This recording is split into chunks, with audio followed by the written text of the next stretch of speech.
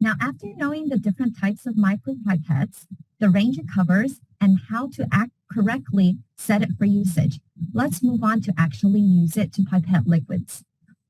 Let's put on gloves and grab a micropipette.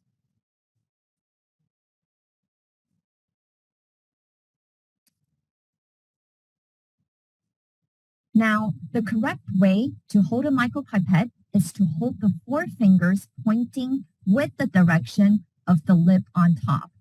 This allows good grip and the thumb to have access to the plunger.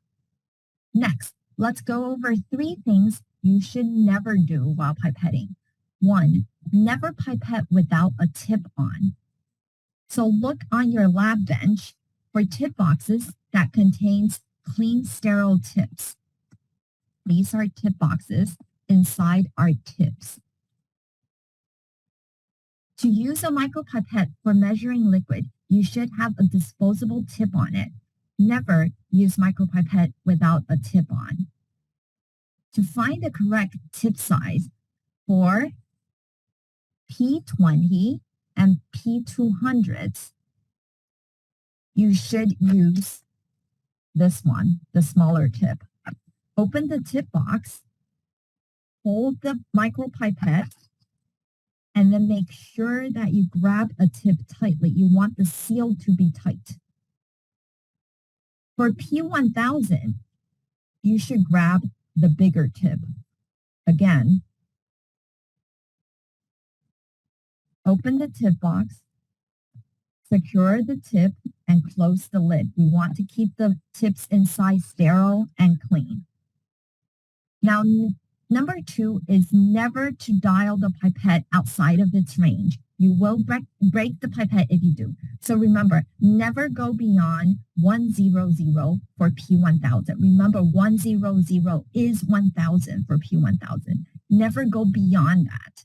And never go beyond 200 for P20 and P200.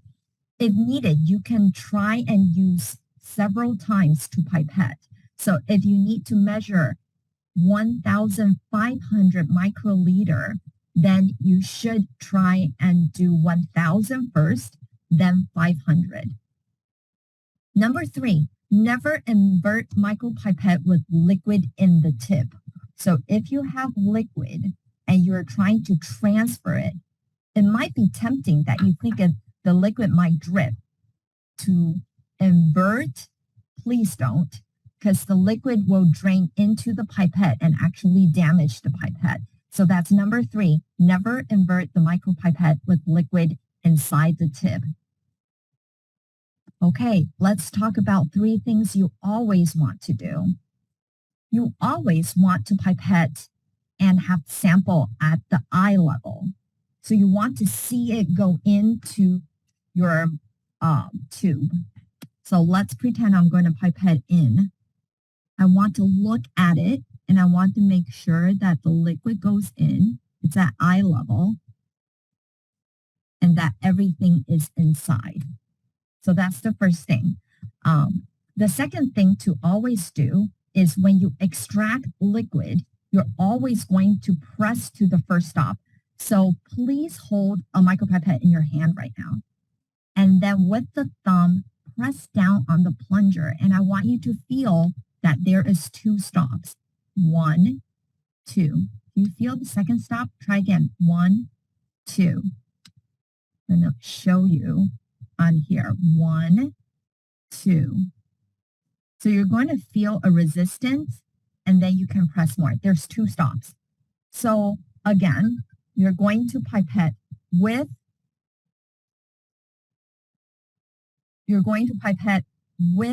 a pipette tip. And the first thing to draw liquid, you're going to press down to the first stop. That's it. And then you're going to go into the liquid, and then you're going to gently release the plunger. Do not just let go of the plunger really quickly, because the liquid might shoot up. Another possibility is you might come up and then you'll draw a bubble. Always check that you have the full amount. And then now you can transfer the amount into another container. In this case, I'm going to transfer it back.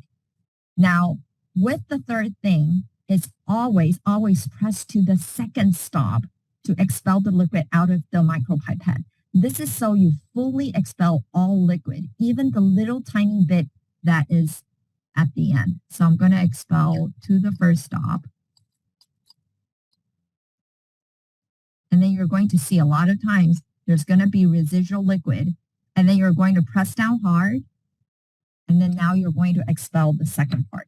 So 1 stop to draw, 2 stops to expel. Let's now move on to the exercise of using the micropipette to measure out 0.36 mils of water and then use the scale to find out how much 0.36 mils of water actually weighs. The materials you're going to need is a balance, a tub of microcentrifuge tube, which you can always find on your lab bench, micropipettes, micropipette tip boxes, which has the tips, colored water in a beaker, and then Sharpie.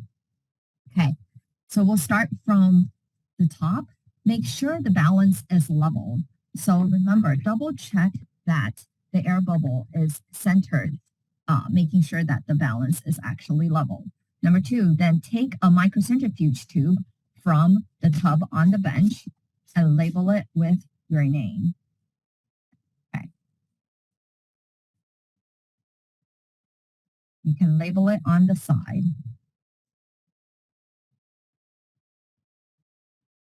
Okay. Then you're going to place the microcentrifuge tube onto the balance and hit tear. Place it here. I'm going to hit tear. And I'm going to make sure it says 0.00. Okay. Now that I'm starting at 0, that means whatever liquid I put in is going to tell me exactly how much that liquid weighs. Now, before pipetting, let's figure out how to set the pipette for 0.36 milliliters. But is milliliter the ideal unit? It's micropipette, so probably not. You want to convert it to microliter. So utilize the unit conversion chart and figure out how many microliter is in 0.36 milliliter and then write it down on your handout. You can pause the video right here while you figure this out. Okay. Hopefully you figured it out. Now that you have the amount in microliters, pick the right micropipette to use. I'm probably giving out the answer here, but you're going to find the right one and then set it to the right setting. Okay. Then the next thing, you're just going to start pipetting liquid? No. Remember, you need tips before you always need tips. Okay. So remember, tightly secure the tip to your micropipette. And then now you're going to extract the liquid. You're going to press down on the plunger until which stop? The first stop. Okay, so you're going to press down to the first stop, go in, and then slowly release, and then double check you have the full amount. Then using your left hand, you're going to open up the lid, and then you're going to do it at eye level. And make sure to press the plunger 2 stops. 1, 2. Okay. 1. Like that. All in. Okay. And then you're going to close the cap. And then now put it on the scale. Okay. And then document how much it weighs. Put that onto the side of the tube, which your instructor is going to check, and then also onto your handout. Now, once that's all done, return this in to your instructor for feedback and make sure this is going to tell your instructor and tell you whether you're able to accurately pipette out the right amount. Once done, move on to further practice accurate pipetting by doing the practice on the worksheet and documenting the weight of the water you measured. Make sure to check your answer with your instructor to ensure you're cleared before moving on.